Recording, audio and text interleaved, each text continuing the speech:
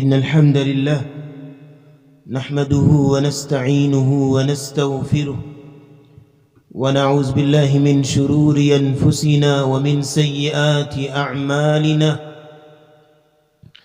من يهده الله فلا مضل له ومن يضلل فلا هادي له ونشهد أن لا إله إلا الله وحده لا شريك له وأن محمدًا عبده ورسوله أرسله الله تعالى بالهدى ودين الحق ليظهره على الدين كله فبلغ الرسالة وأدى الأمانة ونصح الأمة وجاهد في الله حق جهاده حتى أتاه اليقين صلوات الله وسلامه عليه وعلى آله وأصحابه ومن تبعهم بإحسان إلى يوم الدين يا أيها الذين آمنوا اتقوا الله حق تقاته ولا تموتن إلا وأنتم مسلمون يا أيها الناس اتقوا ربكم الذي خلقكم من نفس واحدة وخلق منها زوجها وبث منهما رجالا كثيرا ونساء واتقوا الله الذي تساءلون به والأرحام إن الله كان عليكم رقيبا يا أيها الذين آمنوا اتقوا الله وقولوا قولا سديدا يصلح لكم أعمالكم ويغفر لكم ذنوبكم ومن يطع الله ورسوله فقد فاز فوزا عظيما أما بعد فإن خير الحديث كتاب الله وخير الهدي هدي محمد صلى الله تعالى عليه وسلم وشر الأمور محدثاتها وكل محدثة بدعة وكل بدعة ضلالة وكل ضلالة في النار. سامعین محترم، حاضرین مجلس، ہر انسان کے لیے اللہ نے یہ ایک تقدیر رکھی ہے کہ جہاں اس سے محبت کرنے والے، اس سے ہمدردی کرنے والے لوگ ہوتے ہیں، وہاں اس کی جڑ کاٹنے والے، اس کے دشمن بھی اور اس سے نفرت کرنے والے لوگ بھی ہوتے ہیں۔ سچ کہا تھا امام شافعی رحمہ اللہ نے کہ اگر کوئی شخص یہ سمجھتا ہے کہ وہ بڑا انسان بن جائے،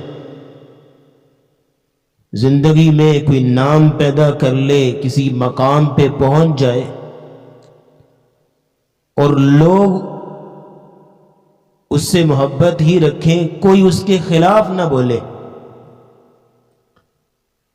تو امام صاحب کہنے لگے وہ بے وقوف انسان ہے، کیونکہ پتھر وہی لگتے ہیں جہاں پھل ہوتے ہیں۔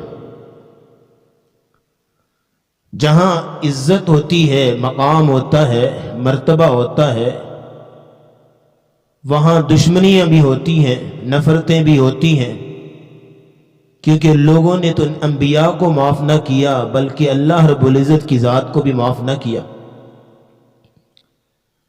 تو قصہ مختصر کہ جہاں انسان کے دوست ہوتے ہیں زندگی میں، وہاں اس کے دشمن بھی ہوتے ہیں۔ تو ہر انسان کی چاہت یہ ہوتی ہے کہ وہ کسی نہ کسی طریقے سے اپنے دشمنوں سے محفوظ رہے، چونکہ انسان کے دشمن دو طرح کے ہوتے ہیں۔ ایک دشمن جو کہ روحانی دشمن ہے، اور ایک دشمن جو کہ جسمانی دشمن ہے۔ روحانی دشمنوں کا مشن اور مقصد یہ ہے کہ اس کی روح کو تکلیف دی جائے، اس کی روح کو نقصان دیا جائے، جیسے بھی دیا جا سکتا ہے، جیسے شیاطین ہیں، طاغوت ہے، اور کچھ دشمن انسانی جسمانی ہوتے ہیں جو اس کے جسم کو نقصان دینا چاہتے ہیں۔ روحانی اور جسمانی دونوں دشمنوں سے اگر کسی شخص کو نجات چاہیے، کوئی شخص محفوظ اور مامون ہونا چاہتا ہے، تو اس کا ایک اور واحد ذریعہ ہے، وہ ہے ایمان کی مضبوطی۔ اپنے ایمان کو مضبوط رکھے تو دشمن چاہے روحانی ہو جسمانی ہو، دونوں دشمنوں سے اللہ اس کو حفاظت دیتے ہیں۔ اور اگر آپ پوری عبادات کی سائیکالوجی نکال کے دیکھیں تو اللہ رب العزت نے جتنی بھی عبادات ہمیں دی ہیں، ان کا ایک ہی مقصد ہمیں سامنے نظر آتا ہے کہ انسان کو گناہ سے بچایا جائے۔ جتنی بھی عبادات آپ اٹھا کے دیکھیں، انسان کو گناہ سے بچانا مقصود ہے۔ آپ نماز کو دیکھ لیں، آپ کیوں پڑھتے ہیں جی؟ نماز کیوں دی گئی؟ تنہا عن الفحشاء والمنکر، آپ کو گناہ سے بچانا مقصود ہے۔ روزہ ایک عبادت دی، اور الصوم جنہ کہا کہ روزہ ڈھال ہوتا ہے، شیطانوں سے، دشمنوں سے بچاتا ہے۔ قربانی عید الاضحیٰ کے موقع پر اللہ نے جو ایک مشروع قرار دی ہے، اس کا مقصد بھی ایک ہے، لن ینال اللہ لحومها ولا دماؤها ولکن ینالہ التقوی منکم، ہمیں چاہیے تو تمہارا گناہ سے بچنا ہمیں چاہیے۔ تو جتنی بھی عبادات ہیں سب کا ایک ہی مقصد ہے، لیکن انسان گناہ کیوں کرتا ہے؟ ایمان کی کمزوری کی وجہ سے۔ انسان نماز کیوں چھوڑتا ہے؟ ایمان کی کمزوری کی وجہ سے۔ انسان عبادات میں سستی کیوں کرتا ہے؟ ایمان کی کمزوری کی وجہ سے۔ اگر کسی کو دھوکہ دے گا، کسی کے ساتھ خیانت کرے گا، تو ایمان کی کمزوری کی وجہ سے۔ اگر وہ بزدلی دکھائے گا کسی معاملے میں، تو اس کی ایمان کی کمزوری کی وجہ ہوگی۔ اگر اس کی تنہائی ناپاک ہے، خلوت ناپاک ہے، تو یہ بھی اس کے ایمان کی کمزوری کی دلیل ہے۔ جتنی اس کے اندر بری عادات اور گناہ زیادہ پائے جاتے ہیں، اتنی اس کی ایمان کی کمزوری کی دلیل ہے۔ تو اگر انسان چاہتا ہے کہ اس کے اندر ایسی روح پیدا ہو جو اللہ کو مطلوب ہے، اس کے اندر وہ ایمان پیدا ہو اللہ کو جو اللہ کو مطلوب ہے، اس کی نماز اس قدر پاورفل ہو کہ تنہا عن الفحشاء والمنکر بن سکے، تو ایک ہی نسخہ ہے جو آج کے خطبے میں ہم ڈسکس کریں گے کہ ایمان کو مضبوط کیا جائے۔ جب تک ہمارا ایمان مضبوط نہیں ہوگا، زندگی کے کسی بھی موڑ پہ روحانی اعتبار سے، جسمانی اعتبار سے آپ محفوظ نہیں رہ سکتے۔ ایمان کی مضبوطی، ایمان کا پختہ ہونا اور ایمان کا بڑھنا اور نیشو نما پانا، یہ انسان کی بہت بڑی کامیابی کی دلیل ہے۔ لیکن کوئی لمبے چوڑے اصول نہیں ہیں، صرف 4 اصول آج کے خطبے میں ہم ڈسکس کریں گے۔ آج سے 1 سال قبل کچھ اپنی ایک عادت تھی کہ جمعے میں لے کے آتا تھا 10-12 اصول لے کے آتا تھا کسی بھی کام کے لیے، کیونکہ کہ کوئی بھی عقل مند انسان ہے نا، سمجھدار ہے، اس کو پتہ ہے کہ میری کامیابی رول بنانے میں، قانون بنانے میں، اصولوں میں کامیابی ہے۔ تو اسلام نے بھی ہمیں چونکہ کامیاب بنانا ہے، تو اسلام ہمیں اصول دیتا ہے، ضابطہ دیتا ہے، ایک سکیچ دیتا ہے، ایک سانچہ دیتا ہے جس میں ہم نے اپنے آپ کو ڈھالنا ہے اور اڈاپٹ کرنا ہے اور کامیابی لینی ہے۔ تو بس وہ ایک انیشل سٹیٹ تھی، تو 10-12 اصول میں لے کے آتا تھا۔ لیکن ایک ہمارے شیخ ہیں، ہمارے استاد جی، ان سے ایک دن بیٹھا بات چیت ہو رہی تھی، تو انہوں نے مجھے ایک جملہ کہا جو میرے دل کو لگا۔ انہوں نے کہا، بچے لوگوں کو ڈیٹا نہ دو، مواد نہ دو، لوگوں کے پاس مواد بہت ہے، لوگوں کو کانسیپٹ دو، تصور دو، نظریہ دو، اور اس نظریے کو لوگوں کو دل میں بٹھاؤ، تمہیں مواد دینے کی ضرورت نہیں پڑے گی، لوگوں کو بات سمجھ میں آ جائے گی۔ تو اس لیے میں اسی بات کو، اپنے دل کو جو بات لگی تھی، اسی بات پہ انشاءاللہ کام کر رہا ہوں، اللہ مدد کرنے والے۔ تو آج میں صرف 4 اصول لے کے آؤں، ان 4 اصولوں پہ بات کریں گے کہ آپ چاہتے ہیں میرا ایمان مضبوط ہو، ایمان میں پختگی آئے، تو صرف 4 اصول اپنی زندگی میں ان کو جگہ دیجئے، ایک کے بعد ایک میں بیان کرتا ہوں انشاءاللہ۔ کیونکہ انسان گناہ کرتا ہی ایمان کی کمزوری کی وجہ سے ہے، انسان بد اخلاق ہوتا ہی والعیاذ باللہ ایمان کی کمزوری کی وجہ سے ہے، انسان بے حیائی اور بےہودگی کی طرف جاتا ہے تو ایمان کی کمزوری کی وجہ سے جاتا ہے۔ تو سب سے پہلا طریقہ، سب سے پہلا ذریعہ جس سے آپ کا ایمان مضبوط ہوگا وہ ہے قرآن مجید کی تلاوت کرنا۔ قرآن مجید کی تلاوت خود کرنا، قرآن مجید کی تلاوت کسی سے سننا، یہ دونوں ہی ایسے ذریعے ہیں، یہ دونوں ہی ایک ایسا طریقہ ہے جس سے آپ کا ایمان مضبوط ہوگا۔ قرآن مجید میں اللہ رب العزت فرماتے ہیں انما المؤمنون الذین اذا ذکر اللہ وجلت قلوبہم، مومن بندہ وہ ہوتا ہے، ایمان والا بندہ وہ ہوتا ہے کہ جس کے سامنے اللہ رب العزت کا ذکر کیا جائے تو اس کا دل ڈر جاتا ہے، اس کے دل میں کب کبھی طاری ہو جاتی ہے، اس کی روح میں ایک لرزہ طاری ہو جاتا ہے، اس کے رونگٹے کھڑے ہو جاتے ہیں، اس کی روح میں ایک عجیب سی اس کو چاشنی اور حلاوت سی اس کو نصیب ہوتی ہے جب اس کے سامنے اللہ کا نام لیا جاتا ہے۔ اور اگلی بات وَإِذَا تُلِيَتْ عَلَيْهِمْ آيَاتُهُ زَادَتْهُمْ ایمانا، جب ان کے سامنے قرآن پڑھا جائے ان کا ایمان بڑھ جاتا ہے۔ قرآن پڑھنے سے، قرآن سننے سے ایمان مضبوط ہو رہا ہے، ایمان بڑھ رہا ہے۔ اللہ رب العزت فرماتے ہیں جن لوگوں کا قرآن پڑھنے اور سننے سے ایمان بڑھتا ہے اولئک هم المؤمنون حقا، سچے مومن یہ لوگ، سچا ایمان ان لوگوں کا ہے، کیونکہ قرآن آپ کو آپ کی ہر پریشانی کا حل بتائے گا، قرآن آپ کو آپ کی ہر مصیبت کا حل بتائے گا، آپ کے ہر غم کا حل بتائے گا۔ اللہ فرماتے ہیں یا ایھا الناس قد جاءتکم موعظۃ من ربکم وشفاء لما فی الصدور، یہ اللہ نے ایک نصیحت دی ہے تمہارے لیے، یہ اصولوں کا ایک منبع اور مصدر اور مرجع تمہیں دیا ہے۔ تمہیں زندگی میں کامیابی چاہیے کسی بھی کونے میں، کسی بھی موڑ پہ، یہ قرآن ایک واحد ذریعہ ہے جو تمہیں اصول دے گا اور ضابطے دے گا۔ وشفاء لما فی الصدور، کسی بھی قسم کی بیماریاں روحانی جسمانی، ہمارا ایمان عقیدہ یہ ہے کہ قرآن کے اندر ہر بیماری کا حل موجود ہے۔ اگر تم زندگی سے ہار چکے ہو اور تمہیں ہر طرف ناکامیاں ہی ناکامیاں ہو رہی ہیں، اگر زندگی میں ناکامیاں ہو رہی، کامیابی کو ترس چکے ہو تم، تو اٹھاؤ سورہ آل عمران، تمہیں بتائیں گے اللہ رب العزت تمہیں کامیابی کیسے ملے گی۔ اللہ فرماتے ہیں وَلَا تَهِنُوا وَلَا تَحْزَنُوا، غم نہ کرو، بزدلی نہ دکھاؤ، وَأَنْتُمُ الْأَعْلَوْنَ إِن كُنتُم مُؤْمِنِينَ، اگر تمہارا مجھ پہ ایمان ہے تو کامیابی تمہاری ہوگی، وَأَنْتُمُ الْأَعْلَوْنَ، بلندی تمہارا مقدر بنے گی۔ اگر تم زندگی سے ہار چکے، وَأَنْتُمُ الْأَعْلَوْنَ، کامیابی تمہارا مقدر بنے گی۔ اور اگر انسان جو ہے وہ زندگی کے اندر اندھیروں میں ڈوبا ہوا ہے، زندگی کے اندھیروں میں، زندگی کے مایوسیوں میں اور تنہائیوں میں زندگی گزار رہا ہے اور اس بندے کو سمجھ نہیں آ رہی میں کیسے زندگی گزاروں، اس بندے کو بھی ہم سجیسٹ کریں گے کہ قرآن کو کھولے اور قرآن کو پڑھے۔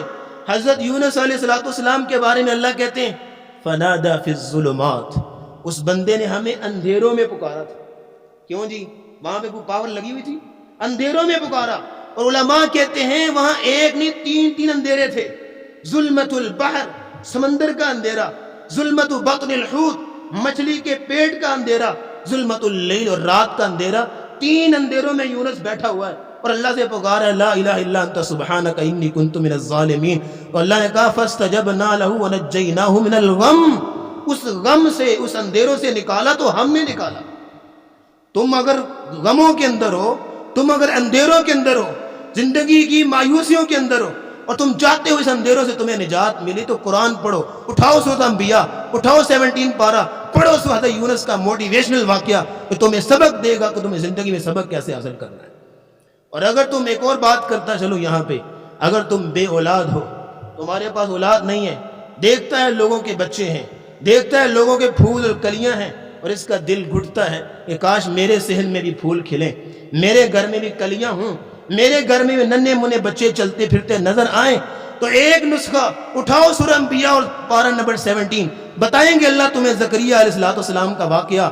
وہ کہہ رہے تھے بوڑھے ہو چکے ہیں، ضعیف العمر، ہڈیاں بھی کمزور ہو چکی ہیں، بال بھی سفید ہو چکے ہیں، اور بیوی بھی وہ کہتے ہیں وکانت امراتی عاقرہ، میری بیوی بھی بانجھ ہو چکی ہے۔ تو اللہ سے دعا کرتے ہیں ربی لا تذرنی فردا، میں اکیلا رہ جاؤں، میری بعد میں نسل ہی کوئی نہیں چلے گی، میرا بعد میں نام لینے والا کوئی نہیں ہوگا، میرا بیٹا بعد میں کوئی دعا کرنے والا بھی کوئی نہیں ہوگا، لا تذرنی فردا، مجھے اکیلا مت چھوڑ، وانت خیر الوارثین، میرا کوئی وارث بنانے والا تو تو ہے نا، تو اللہ نے پھر ان کی پکار کو سنا تو اللہ رب العزت فرماتے ہیں وَوَهَبْنَا لَهُ يَحْيَىٰ، بیٹا دیا تو نبی بنا کے بھیجا اور نام بھی خود رکھ کے بھیجا. وَوَهَبْنَا لَهُ يَحْيَىٰ. اور اگلی بات وَأَصْلَحْنَا لَهُ زَوْجًا، اس کا ترجمہ کرنے سے پہلے بات کرنا چاہوں گا وَأَصْلَحْنَا لَهُ زَوْجًا.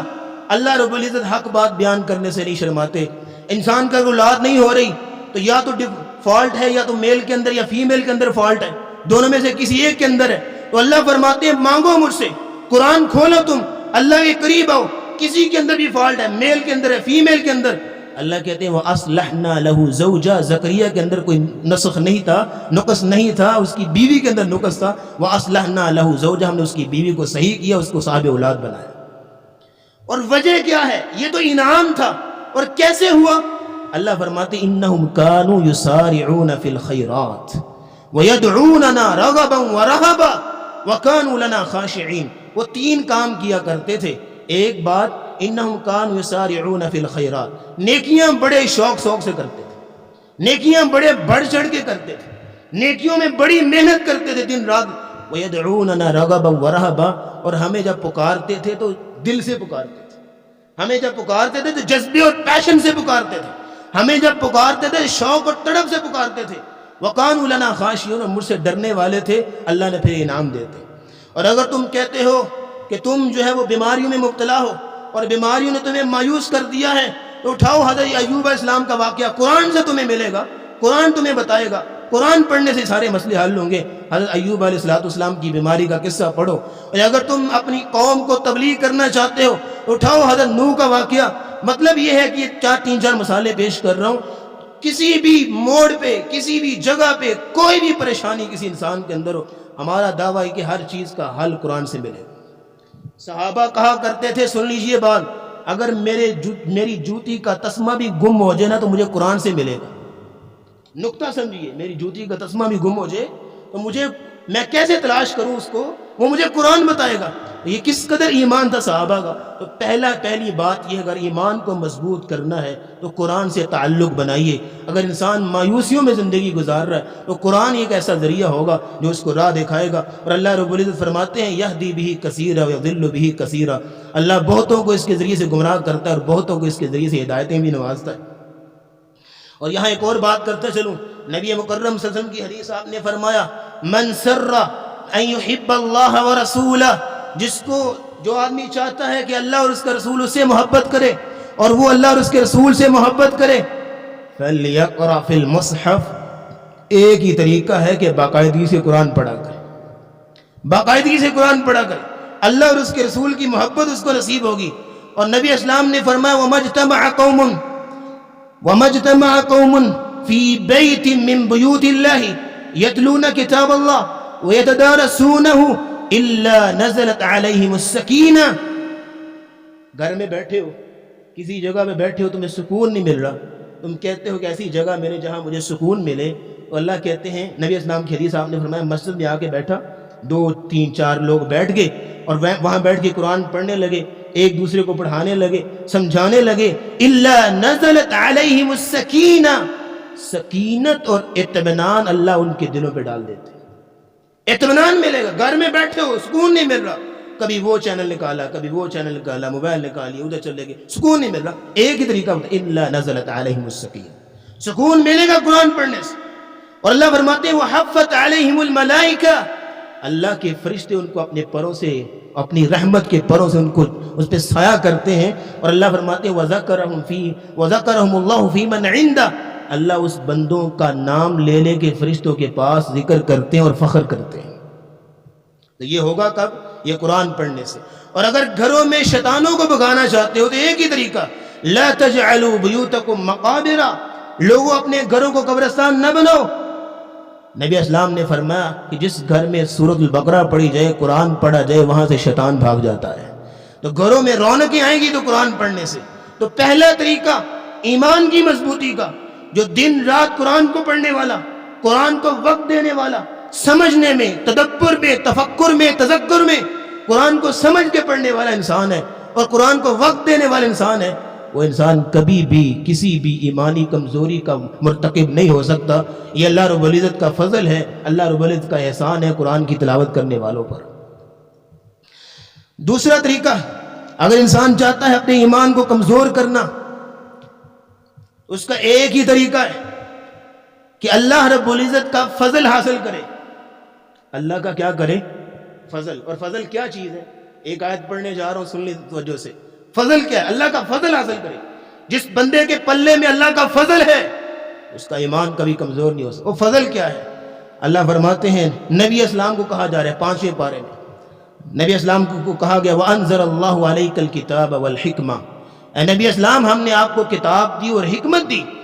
وَعَلَّمَكَ مَا لَمْ تَكُنْ تَعْلَمْ، اور ہم نے آپ کو وہ علم سکھایا کہ جو آپ اسے پہلے نہیں جانتے تھے. وَكَانَ فَضْلُ اللَّهِ عَلَيْكَ عَظِيمًا، یہ علم آپ پر اللہ کا بہت بڑا فضل ہے. علم سیکھ، علم سے تمہاری عزت بنے گی، علم سے تمہاری قدر بنے گی اللہ کے ہاں، علم سے تمہارے چرچے ہوں گے. علم سے ہی مسجود ملائک ہوئے تھے ابن آدم علیہ السلام جو ہیں. علم سے ہی عزتیں اور رونقیں ہوں گی تمہاری زندگی میں. اگر اس علم کی فضیلت کو سمجھنا ہو تو ایک نکتہ سن لے. نبی علیہ السلام نے کہا کہ جس گھر میں ڈوگی ہو، کتا ہو، جس بندے نے گھر میں رکھا ہوا ہو، تو اس بندے کے نامہ اعمال میں روزانہ 1 قرات نیکیوں کا ڈیلیٹ کر دیا جاتا ہے. اور 1 قرات کتنا ہوتا ہے سر؟ احد پہاڑ کے برابر. ذرا بتائیے احد پہاڑ کی نیکی کس کے پاس؟ ڈوگی رکھنے سے گھر میں 1 قرات نیکیاں ڈیلیٹڈ فرام یور نامہ اعمال. لیکن دوسری طرف اگر وہی ڈوگی آپ اس کو سکھاتے ہیں شکار کے لیے، آپ اس کو تعلیم دے دیتے ہیں، آپ اس کو علم سکھا دیتے ہیں شکار کرنا. اس کا علم شکار کرنا ہی ہے، وہ اس کو صحیح بخاری تھوڑی پڑھائی جا سکتی. اس کا علم شکار کرنا، اس کو آپ سکھا دیتے ہیں. تو 6 پارے میں اللہ فرماتے ہیں وَمَا عَلَّمْتُم مِّنَ الْجَوَارِحِ مُكَلِّبِينَ تُعَلِّمُونَهُنَّ مِمَّا عَلَّمَكُمُ اللَّهُ. وہی ڈوگی تمہارے لیے ثواب اور اجر کا باعث بن جاتا ہے صرف علم کی وجہ سے. تو یہی انسان کی بات ہے. اللہ فرماتے ہیں لَقَدْ خَلَقْنَا الْإِنسَانَ فِي أَحْسَنِ تَقْوِيمٍ، انسان کو احسن تقویم بنایا، اشرف المخلوقات انسان کو بنایا. لیبل لگ گیا کہ سب سے اچھی مخلوق یہ ہے. انسان کو عزت دی، اس کو تکریم دی اللہ نے.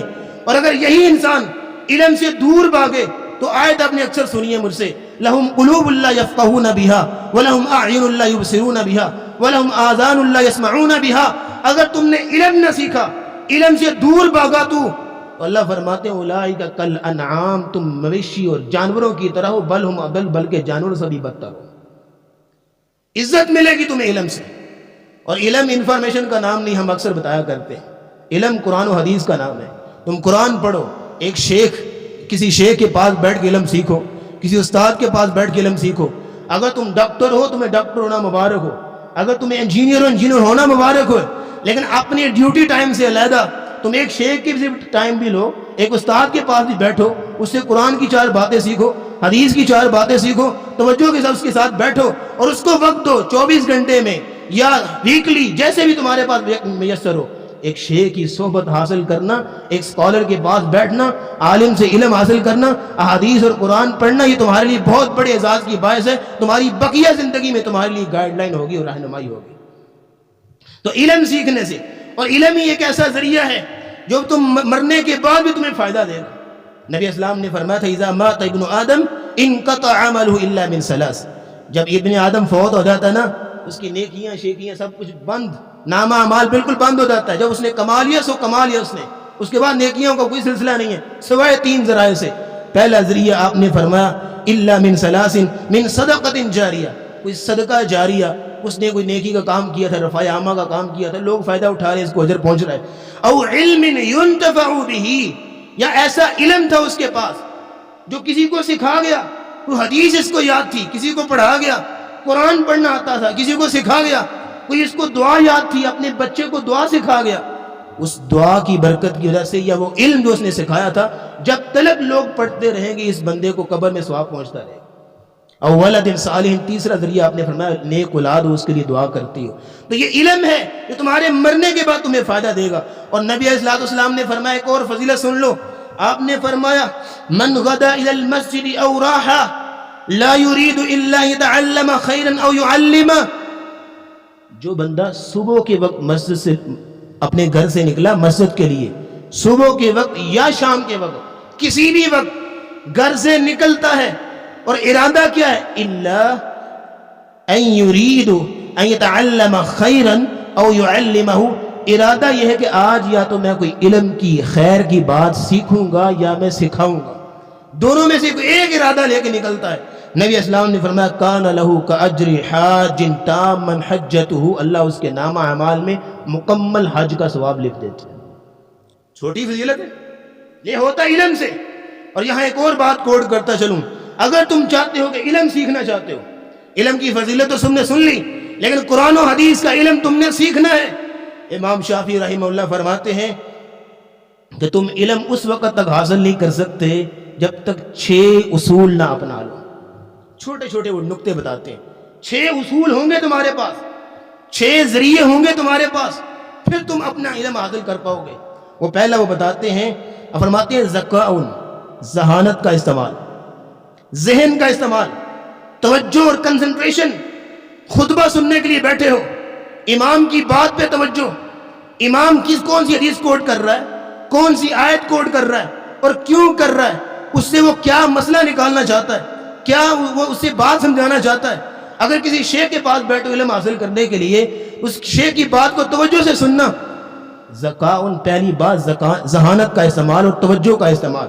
دوسری وہ کہتے ہیں بلغۃ، دوسرا طریقہ یہ ہے کہ وہ ذرائع، وہ ضروریات، وہ انسٹرومنٹس جن سے تمہیں علم حاصل ہو سکتا ہے، وہ کتاب ہے یا استاد کی صحبت ہے، یہ جیسے بھی ہے انسٹرومنٹس، ایسے ذرائع، ایسی ضروریات جو تمہیں علم حاصل کرنے میں مدد دیتی ہیں، رجسٹر ہو گیا، کاپی، جو بھی، وہ اپنے پاس رکھو۔ بلغۃ، دوسرا طریقہ، پہلا ذہانت، دوسرا بلغۃ، وہ ضروریات اپنے پاس رکھو، اور تیسرا وہ بتاتے ہیں وصحبۃ استاذ، کسی استاد کے پاس بیٹھو، استاد کے پاس بیٹھو۔ جب تک تم کسی استاد کے پاس نہیں بیٹھو گے، تم کو گوگل سے یا کمرے میں بیٹھ کے کتاب سے علم حاصل کر لوں گا تو وہ علم نہیں ہوگا سر۔ علم وہ ہوتا ہے جو بالمشافہ ہی استاد کے پاس فیس ٹو فیس سیکھا جائے۔ وصحبۃ استاذ، اور چوتھی چیز وہ بتاتے ہیں حرص، جب تک تمہارے اندر لالچ اور تڑپ نہیں ہوگی علم حاصل کرنے کی، اس وقت تک علم نہیں آئے گا۔ ایک بچے کو آپ مار مار کے بٹھائیں استاد کے پاس بیٹھے، وہ کیا سیکھے گا؟ لیکن جب اس کا شوق ہوگا، اس کے اندر انٹرسٹ ڈیولپ ہوگا، وہ اپنی مرضی سے اور شوق اور تڑپ سے علم حاصل کرے گا، تو پھر وہ بندہ ایسے دروازوں کی طرف پہنچے گا جو علم کے دروازے ہوں گے۔ اور وہ فرماتے ہیں واجتہاداً، چوتھی چیز وہ بتاتے ہیں واجتہاداً، محنت سے علم تمہیں ملے گا، محنت کرنے سے علم تمہیں ملے گا، اپنے آپ کو کھپانے سے علم تمہیں ملے گا، محنت کرنے سے۔ علماء کہا کرتے تھے من طلب العلا سحر اللیالیا، جس بندے نے بلندیوں کو چھونا ہو، علم کی بلندیوں کو طے کرنا ہو، راتوں کو جاگنا اور بیدار ہونا اور کتابوں کے ساتھ دل لگانا، وہ سیکھ لے۔ اور چھٹی چیز وہ بتاتے ہیں وطول العلم بطول زمان، علم ملتا ہے لمبے عرصے سے، لمبی محنتیں کر کے، لمبا وقت لگال کے۔ یہ نہیں ہے کہ 10 دنوں کا ڈپلوما کر لو تم کو میں امام بخاری بن گیا، یہ نہیں ہو سکتا۔ العلم بطول زمان، علم ملتا ہے، یہ نہیں ہے کہ کھیلنے کے لیے تو مجھے 10 گھنٹے چاہیے، اور مجھے گیمنگ کے لیے تو مجھے 6 گھنٹے چاہیے، لیکن علم کے لیے قاری صاحب سے میں 10 منٹ پڑھ لوں اور میں بہت بڑا عالم بن جاؤں گا، یہ ایسے نہیں ہو سکتا۔ العلم بطول زمان، لمبے عرصے کے لیے آپ کو علم ملے۔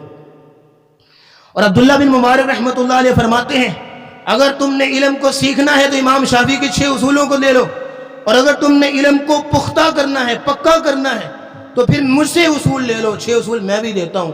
ان سے جب پوچھا گیا فرمانے لگے 6 اصول یہ ہیں۔ سب سے پہلا اصول وہ کہتے ہیں میں جب علم حاصل کرنے کے لیے بیٹھا اور میں نے تجربے سے علم حاصل کیا تو 6 اصول میرے پاس تھے۔ پہلی چیز الاول العلم النیہ، ارادہ، عزم، ہمت، جذبہ۔ میرے پاس نیت تھی، ارادہ تھا، قصد تھا، عزم تھا، میں نے قصد اور ارادے سے علم حاصل کیا۔ اور دوسری چیز استماع، توجہ سے سننا، غور سے سننا اور بات کو سینے میں اتارنا، بات کو دل میں اتارنا اور دل میں جگہ دینا۔ اور تیسری چیز ثم الفہم، پھر فہم و بصیرت سے اس بات کو سمجھنا۔ اور چوتھی چیز ثم الحفظ، پھر اس کو زبانی یاد کرنا۔ اور پانچویں چیز ثم العمل، پھر اس کہی ہوئی بات پہ عمل کرنا۔ یہ علم کو یاد کرنے کے، علم کو پختہ کرنے کے ذریعہ ہے۔ اور چھٹی چیز وہ بتاتے ہیں ثم النشر والتبلیغ والتدریس، پھر اس کے بعد اس علم کو آگے پہنچاؤ، آگے لوگوں کو بتاؤ۔ تم نے ایک حدیث سنی، جا کے اپنے گھر والوں کو بتاؤ، جا کے اپنے دوست و احباب کو بتاؤ۔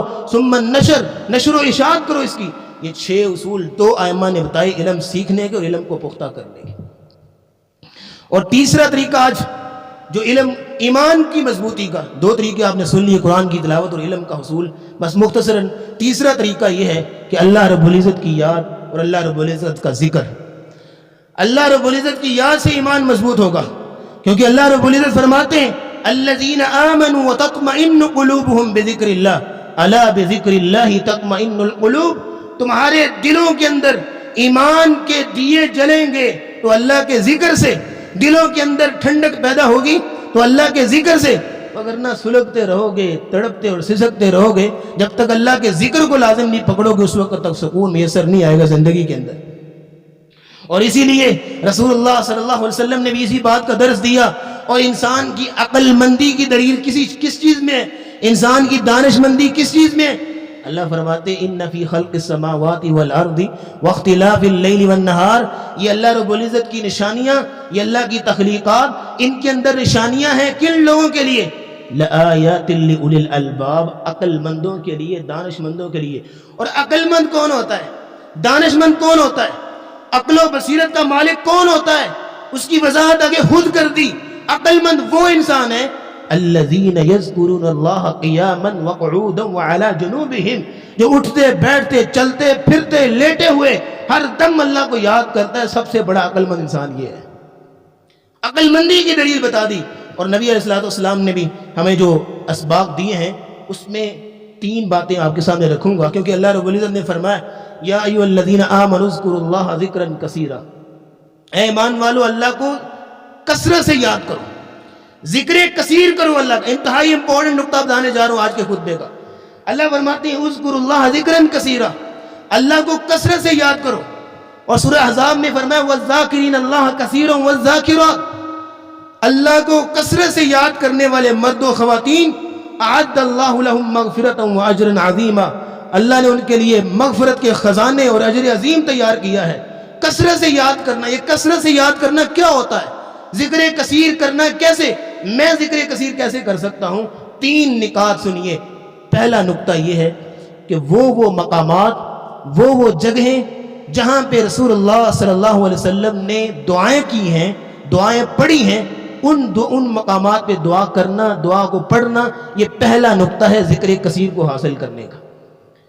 نبی اسلام سونے سے پہلے دعا پڑھتے، سو کے اٹھتے آپ دعا پڑھتے، مسجد میں انٹر ہونے سے پہلے دعا پڑھتے، مسجد میں سے آپ باہر نکلتے دعا پڑھتے، بیت الخلاء میں آتے جاتے دعا پڑھتے، وضو سے قبل وضو کے بعد میں دعا پڑھتے، نبی اسلام گھر میں داخل ہوتے باہر نکلے دعا پڑھتے، لباس اتارتے، یہ ہر مقام پہ دعا ہے۔ جو بندہ 24 گھنٹے میں ہر مقام پہ دعا کرتا ہے اور اللہ کا ذکر کرتا ہے، کتنا بڑا ذاکر ہوگا۔ ذکر کثیر کرنے کا پہلا نقطہ وہ مقامات جہاں پہ رسول اللہ نے دعائیں کی پڑھی، آپ اس مقام پہ دعا پڑھیں۔ دوسرا نقطہ فرض نماز کے بعد کے اذکار اور صبح و شام کے اذکار، یہ انتہائی امپورٹنٹ ٹائم ہوتا ہے۔ صبح و شام کے اذکار اور ہر فرض نماز کے بعد کے اذکار جو بندہ کرتا ہے، یہ بھی ذکر کثیر کو حاصل کرتا ہے۔ اور تیسرا اور آخری نقطہ سن لیجئے، جو انسان ذکر کثیر کرنا چاہتا ہے، نبی اسلام کی حدیث سے نکلے ہوئے 4 تسبیحات کبھی نہ بھولیں زندگی کے اندر، ہر دن کے اندر 4 تسبیحات ڈیلی لائف کے اندر اپنی زندگی میں روٹین بنائیے۔ یہ 4 تسبیحات کرنا، نبی علیہ السلام نے فرمایا پہلی تسبیح یہ ہے، آپ نے فرمایا من قال سبحان اللہ وبحمدہ فی اليوم 100 مرہ، جو بندہ دن کے اندر 100 مرتبہ سبحان اللہ وبحمدہ پڑھتا ہے، حطت عنہ خطایاہ ولو کان مثل زبد البحر، اللہ رب العزت اس کی زندگی سے ساری خطائیں اور گناہ معاف کر دیتے ہیں، چاہے سمندر کی جھاگ کے برابر کیوں نہ ہو۔ پہلی تسبیح سبحان اللہ وبحمدہ 100 مرتبہ، اور ہم پڑھتے ہیں الحمدللہ صرف 2 منٹ لگتے ہیں، صرف 2 منٹ سبحان اللہ وبحمدہ۔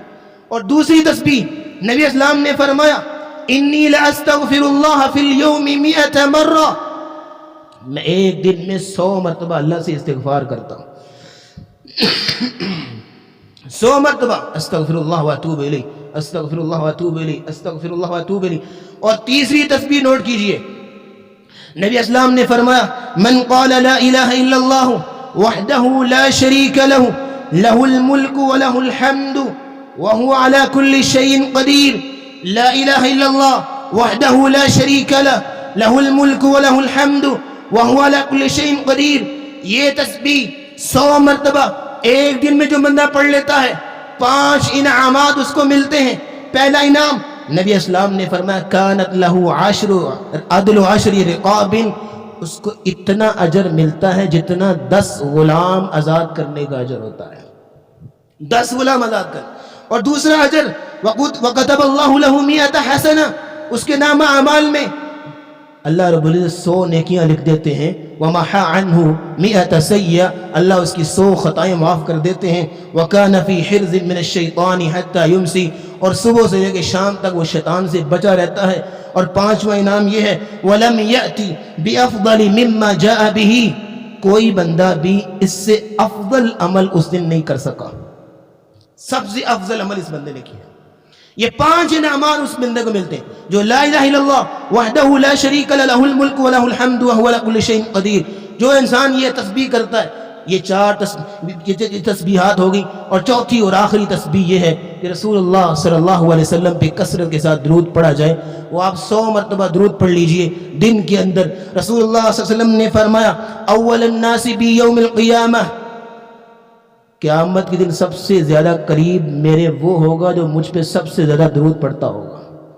اور آپ نے فرمایا جو بندہ مجھ پہ 1 مرتبہ درود پڑھتا ہے اللہ رب العزت اس پر 70 مرتبہ رحمتیں برساتے ہیں. 1 مرتبہ درود پڑھے اللہ رب العزت اس پہ 10 نیکیاں معاف 10 نیکیاں عطا کرتے ہیں، 10 گناہ معاف کرتے ہیں، 10 درجے اس کے بلند کرتے ہیں. یہ 4 تسبیحات جو بندہ کرتا ہے اذکر اللہ ذکرا کثیرا کا مصداق بنتا ہے. تو ذکر کثیر کرنے سے، اللہ کا ذکر کرنے سے ایمان مضبوط ہوگا. قرآن کی تلاوت، اس کو فہم، اس کے سمجھنے سے ایمان مضبوط ہوگا. انسان کا ایمان مضبوط ہوگا قرآن کی تلاوت کرنے سے، ایمان اس کا مضبوط ہوگا. اللہ کو یاد کرنے سے ایمان مضبوط ہوگا. اور چوتھی اور آخری گزارش یہ ہے کہ انسان کا ایمان مضبوط ہوگا تو عمل صالح کرنے سے، جس طرح کہ نماز ہے، 12 سنتیں ہیں، روزہ ہے، دیگر اعمال صالح ہیں. جو انسان کثرت سے اعمال صالح میں سستی کرے گا وہ ایمان کی کمزوری کا مرتکب ہوگا. اور جو بندہ ان اعمال صالح کو باقاعدگی سے، پابندی کے ساتھ باقاعدگی سے ادا کرے گا اور وقت دے گا، ایمان کی مضبوطی اور ایمان کی حلاوت اور ایمان کی چاشنی اسی بندے کو نصیب ہوگی. تو 4 اصول آج کے خطبے کا پیغام تھے. علم کا حصول، قرآن کی تلاوت، ذکر الہی اور اعمال صالحہ. یہ 4 اصول ایمان کی مضبوطی کی دلیل ہوتے ہیں. اور جو آدمی ان 4 اصولوں کو پلے سے باندھ لیتا ہے پھر ایمان کی حلاوت اور چاشنی اس بندے کو نصیب ہوتی ہے. اور کسی بھی وہ بے حیائی اور بےہودگی کا، وہ کسی بھی جہالت کا وہ ارتکاب نہیں کرتا. اللہ رب العزت دعا ہے کہ اللہ ہمیں ایمان کی مضبوطی نصیب فرمائے. وآخر دعوانا الحمدللہ رب العالمین.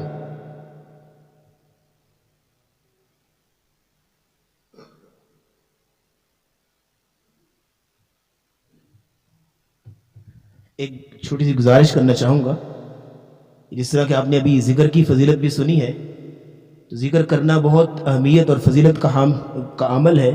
لیکن جب خطبہ ہو رہا ہو تو اس وقت جو ہے وہ تسبیح پکڑنا اور تسبیح کرنا یہ میرے خیال سے درست نہیں ہے. بلکہ نبی اسلام نے تو تنکا اٹھانے سے منع کیا تھا.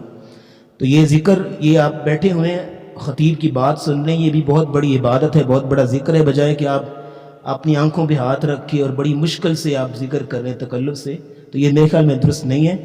خطبہ توجہ سے سننا چاہیے. اذکار کے لیے بعد میں وقت نکل سکتا ہے انشاءاللہ. إن الحمد لله نحمده ونستعينه ونستغفره ونعوذ بالله من شرور أنفسنا ومن سيئات أعمالنا. من يهده الله فلا مضل له ومن يضلل فلا هادي له. ونشهد أن لا إله إلا الله وحده لا شريك له وأن محمدا عبده ورسوله. اللهم صل على محمد وعلى آل محمد كما بارك وسلم عليه. اللهم اشف مرضانا ومرضى المسلمين. أذهب البأس رب الناس واشف أنت الشافي لا لا شفاء إلا شفاءك شفاء لا يغادر سقما. اللهم ألبسنا لباس الصحة والعافية. اللهم إنا نسألك العفو والعافية في الدنيا والآخرة. ربنا آتنا في الدنيا حسنة وفي الآخرة حسنة وقنا عذاب النار. ربنا تقبل منا إنك أنت السميع العليم وتب علينا إنك أنت التواب الرحيم. وصلى الله تعالى على رسوله خير خلقه محمد وعلى آله وأصحابه أجمعين برحمتك يا أرحم الراحمين.